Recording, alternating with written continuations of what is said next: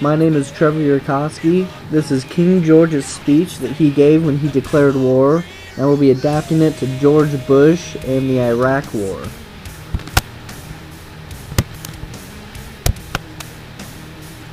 In this grave hour, perhaps the darkest hour in our country's history, I send to every household of my peoples, both at home and around the world, this message.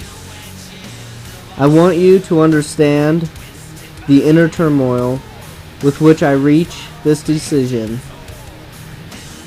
I would give anything to step across the threshold of every home in America to tell you this personally. The United States has declared war.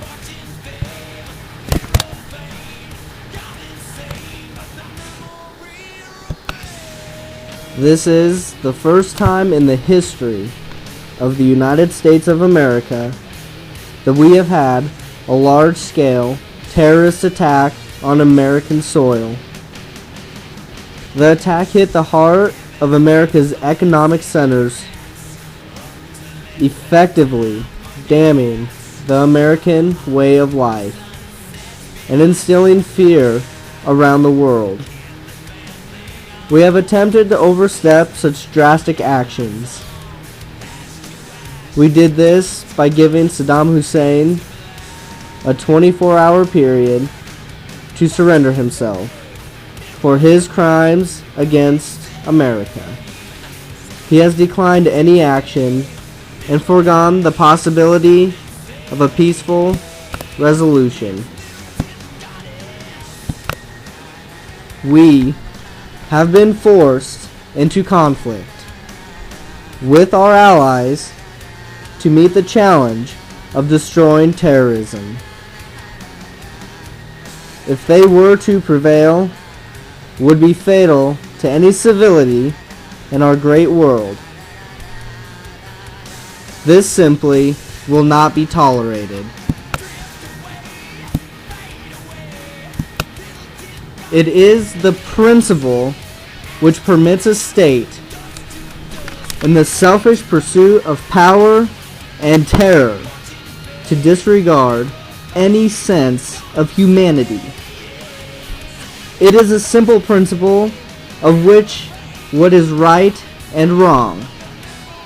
They have done wrong and forced actions for the safety of our people.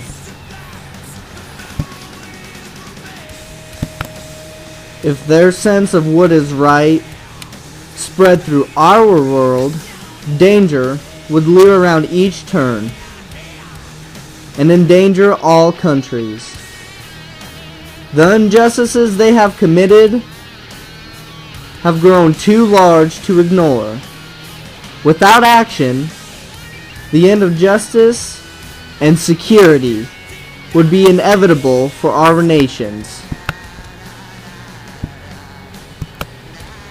Ultimately, the issue is this. If we refuse to meet this challenge, we will lose everything we hold dear. We will not falter or fear their terrorist regime. This is a call to action for all of our people, both here and across the world. Please stand with me. In these times of trial, we will be a people of one in the face of evil, trying to correct what is wrong. The days ahead may be dark and uncertain. War is no longer fought in the battlefields, but in the hearts and minds of people around the world. We can only hope to create a new day by taking actions guided by our moral compass.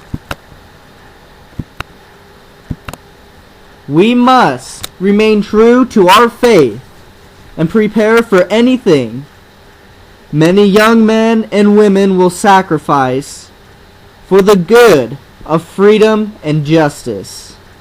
I stand here prepared to fight for what we represent: truth, freedom, and security. God bless America.